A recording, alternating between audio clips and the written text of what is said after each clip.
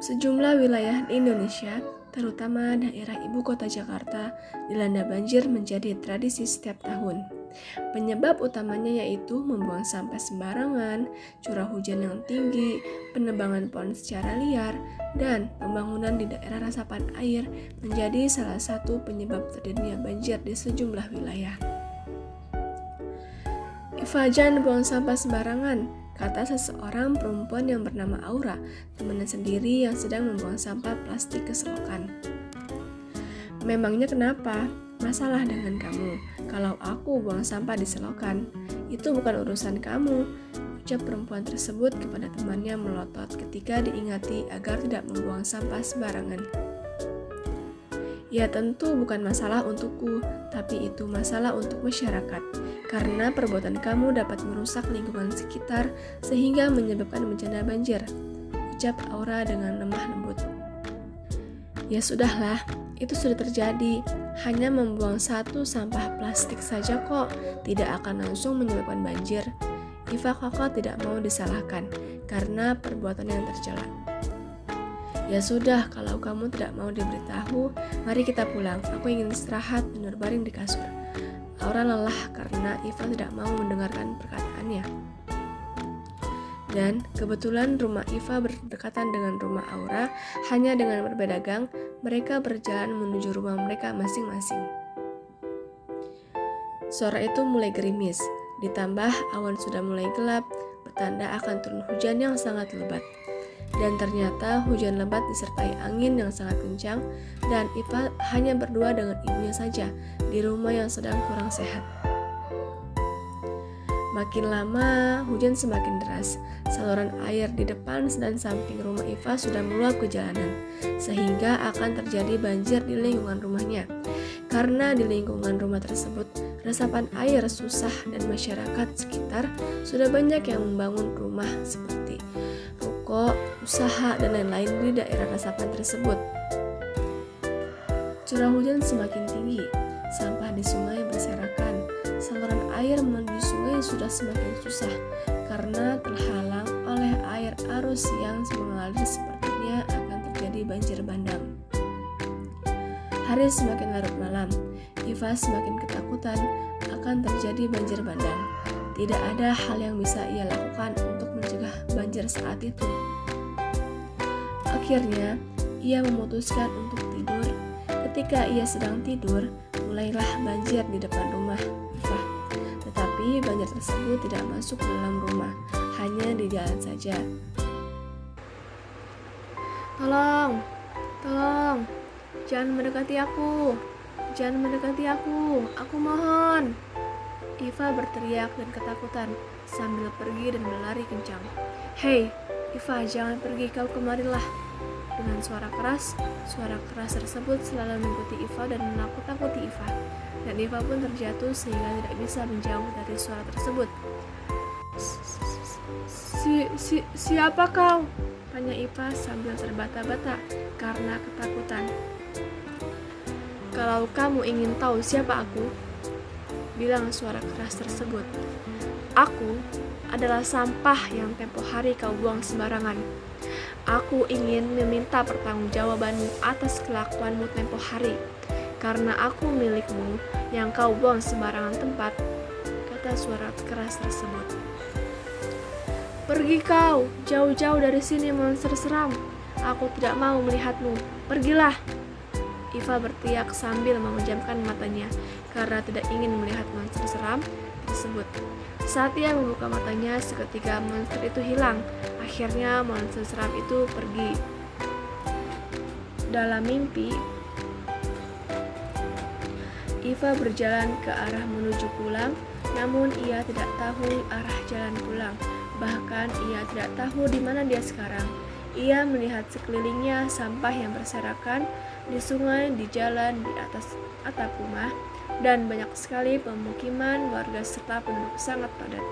Serta jarang sekali ada pepohonan yang hijau di sini. Mengapa di sini banyak sekali sampah-sampah berserakan di mana-mana dan penduduk di sini sangat padat? Ia bertanya pada dirinya sendiri, "Di mana aku?" Aku sama sekali tidak mengenali lingkungan ini. Ini benar-benar aneh. Lagi-lagi ia bertanya kepada dirinya sendiri. Iva terus menelusuri jalan sampai ia tahu di mana ia kini. Saat dalam perjalanan, ia menemukan sungai dan banyak sekali warga-warga yang membuang sampah ke sungai. Bahkan, air sungai pun tidak terlihat karena saking banyaknya sampah di sungai. Bahkan, ada beberapa warga yang membuang sampah di atas atap dan genteng. Ini aneh sekali. Mengapa warga di sini membuang sampah sembarangan? Memangnya tidak ada tempat sampah di sini? Ia terus berbicara kepada dirinya sendiri. Kemudian, ada seseorang berjubah hitam bertanya kepada Iva. "Apa yang kau lakukan di sini, Nak?" tanya orang yang berbaju hitam tersebut. "Mengapa warga di sini banyak yang membuang sampah sembarangan, Pak?" tanya Iva penasaran. "Orang-orang lebih senang membuang sampah sembarangan, Nak," kata orang itu. "Memangnya tidak ada tempat sampah di lingkungan ini ya, Pak?" tanya Iva. "Maka dari itu, Nak, orang-orang di sini lebih suka membuang sampah sembarangan, sehingga tempat sampah tidak dipergunakan oleh warga sini, Nak." Orang yang berjubah hitam itu menjelaskan. "Oh," kata Iva. "Memangnya ini di mana, Pak?" tanya Iva kepada orang itu. "Lah, memangnya kamu tidak tahu di mana kamu berada, Nak?" jawab orang yang berbaju jubah hitam itu. "Tidak, Pak. Di mana ini, Pak?" tanya Iva sambil menggelengkan kepalanya dan berusaha ingin tahu. "Kamu sekarang sedang berada di kampung Cendrawasih, Nak," jawab orang yang berbaju hitam itu sambil menatap sampai berserakan di sekitar dia. "Tapi kenapa namanya sama dengan kampung saya, Pak?" "Kampung Cendrawasih," tanya Iva yang sedang kebingungan dan menggelengkan kepalanya. "Setahu saya, kampung Cendrawasih hanya di kampung saya saja, Pak. Dan keadaan lingkungannya tidak seperti ini, Pak. Bahkan, saya merasa kampung ini benar-benar asing dan tidak ada lapangan, lahan kosong, bahkan pepohonan untuk oksigen pun tidak ada, Pak," jawab Iva kebingungan. Kemudian, Iva bertanya kepada laki-laki berjubah hitam itu, "Memangnya Bapak lahir tahun berapa? Kok semua yang terasa asing bagi saya?" tanya Iva. "Saya lahir tahun 2032, Nak," jawab laki-laki berjubah hitam itu. "Hah?" Iva terkejut dengan perkataan laki-laki baju hitam itu. "Memangnya sekarang tahun berapa, Pak?" tanya Iva penasaran. "Sekarang tahun 2067, Nak," jawab laki-laki tersebut. "Hah?"